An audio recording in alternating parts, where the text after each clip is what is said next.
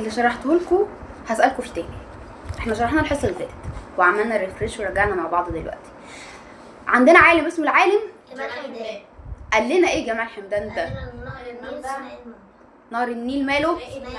عنده منبع ايه ومنبع ايه؟ منبع دائم ومنبع الدائم ده في منطقة البحيرات الاستوائية. المنبع الموسمي ده في اثيوبيا وتحديدا في هضبة اسمها هضبة الحبشة. الامطار هناك ايه؟ موسمية. صيف صيفية. ولكن عند هضبة البحيرات الاستوائية الامطار غزيرة طوال العام. يبقى امطار غزيرة دائمة طوال العام، ولكن بيجيلنا من هناك نسبة صغيرة ليه؟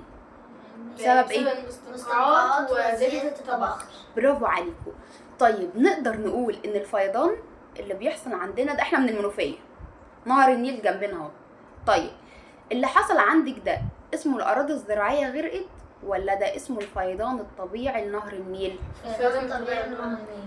الارض دي اسمها ارض ايه؟ طرح النيل او حرم النيل. يبقى النهر من الطبيعي ان هو يجي يملاها كلها في موسم الصيف، على ما بيوصل عندنا بيكون في شهر كام؟ شهر 10. يبقى اللي حصل عندنا ده اسمه المنوفية بتغرق ولا ده اسمه الفيضان الطبيعي اللي بيملا ارض طرح النيل؟ لا، الفيضان الطبيعي اللي بيملى. هل من المناسب ان احنا نبني بيوت في المكان ده ولا ده حرم النيل ارض النيل؟ يبقى ده ايه؟ ارض النيل، لان احنا عندنا امطار اسمها الامطار الموسميه الصيفيه جايه من هضبه الايه؟ الحبشه. بالتالي بيجي لك زياده في منسوب الميه الطبيعي، لانك انت عندك منسوب الميه الطبيعي لنهر النيل بيكون قليل بسبب ايه؟